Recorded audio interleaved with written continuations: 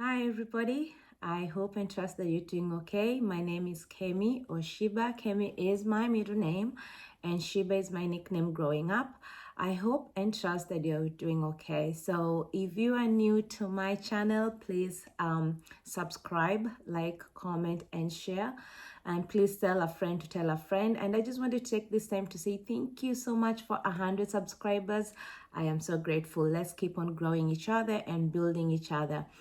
So for today's topic, I'm going to cover the 401k program. For those of us here in the US, basically this is just a tax-deferred retirement contribution program offered by your company.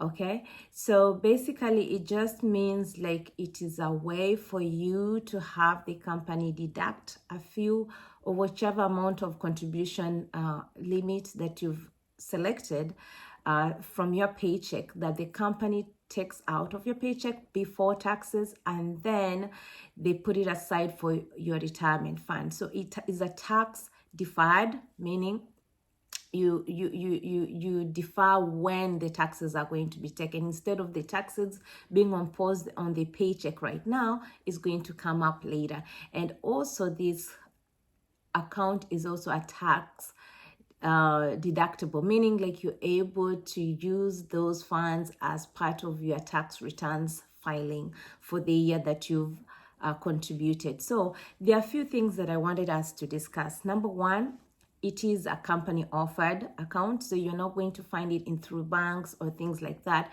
and not all companies offer it. So make sure you check with your human resource department, make sure like they have the program, and learn a little bit about more. And there are a few things that are different also for this program. Number one is if an employee does not contribute to the program, then the company is not mandated to match. So now just don't assume like you have 1K program, you're going to get the money. No. You have to be part of the program by contributing. So depending on most companies, I would say most companies either contribute between 3% to 6%. And on the nicer ones, contribute up to 9%. So I've had a chance of having a little bit of both. A mix of there. But basically what it means, if a company is offering you a 3% match, it could be 100% or 50%, but let's begin with 100% match. If it's a 3% match, then that means you have to contribute 3% of your paycheck for the company to match 3%. If you contribute 1%, the company is just going to match 1%. If you contribute 2%, again, the company can only match 2%. And also, it depends on when you are joining the program. Let's say they roll this program out in January and you didn't contribute in January, then they are not obligated to contribute for you. But if you join in February, then you'll see your contribution beginning to roll out in February. So make sure that you take advantage of this program. This is free money from the company. Why not take advantage of it? Make sure that you contribute, even if it's the bare minimum, which is 6%. Now, another pros for having a 401k program is it is a tax deductible account, meaning like if you say you take out 20,000 of your money this year, then you are able to deduct the same from your tax returns. Now I'm rolling out this video in 2024, and the IRS limit for 401k for an individual for this year is going to be 23,000. Now if you are going to human resource, they do have this teaching programs about how to use 401k. However, I also wanted just to let you know how to go about it. Now, since we have 23,000 to contribute to this year, don't take this 23,000 and just contribute within 6 months. If you do so, you are going to lose the other 6 months contribution matching from your company. So make sure you distribute it out throughout the year.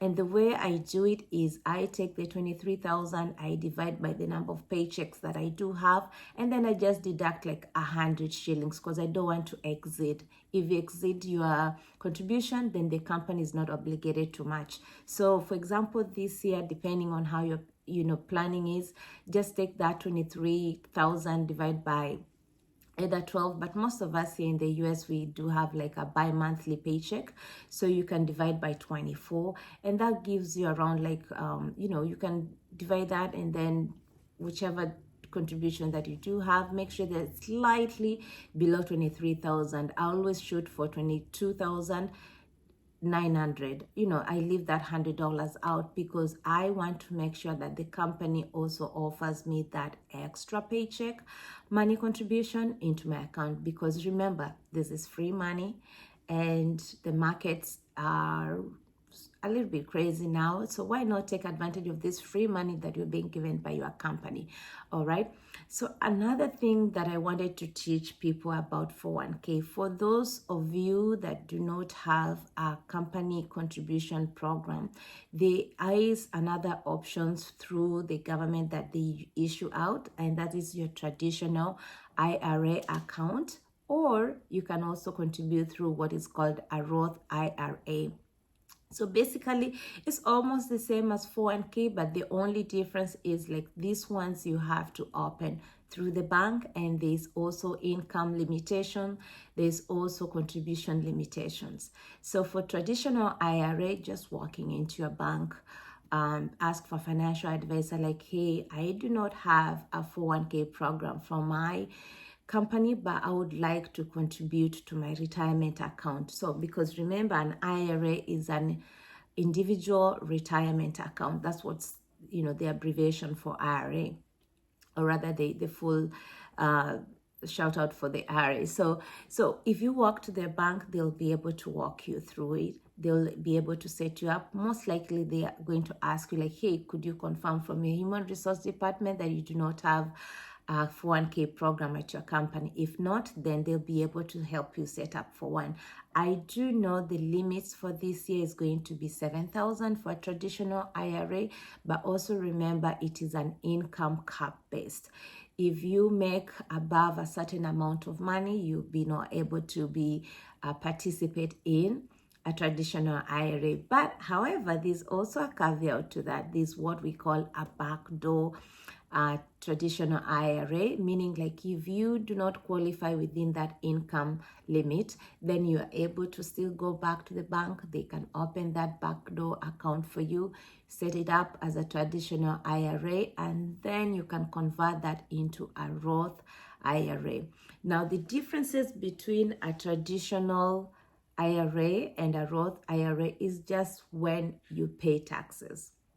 A Roth IRA, actually, it was initiated, or it was named after the Senator William Roth Jr.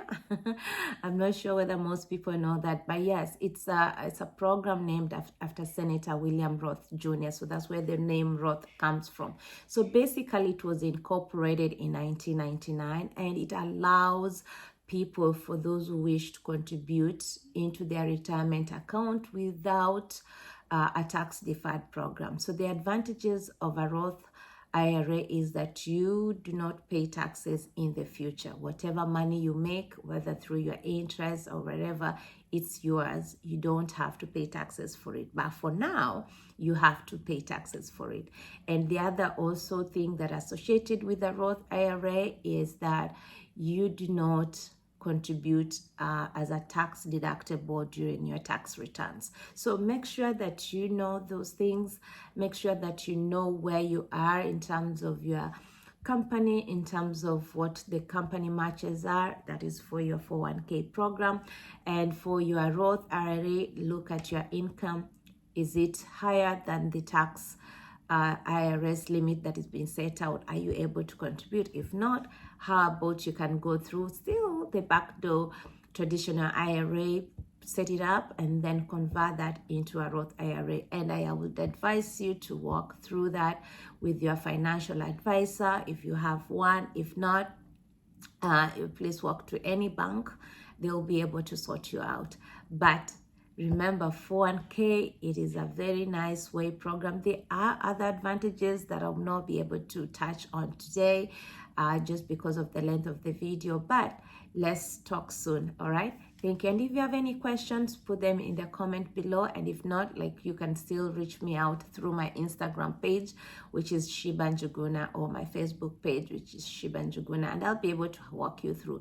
As of today, I still have to make this disclaimer. I've not sat for my financial advisor licensing, so I'll not be able to officially advise you, but these are just my shared opinion here, and I'll be able to refer you to a financial banker or somebody who's able to set you up. Mine is just to share with you, like, what are the advantages of these programs, and for you to be aware of them, be educated about them, and if you have any questions, I can share of what I know.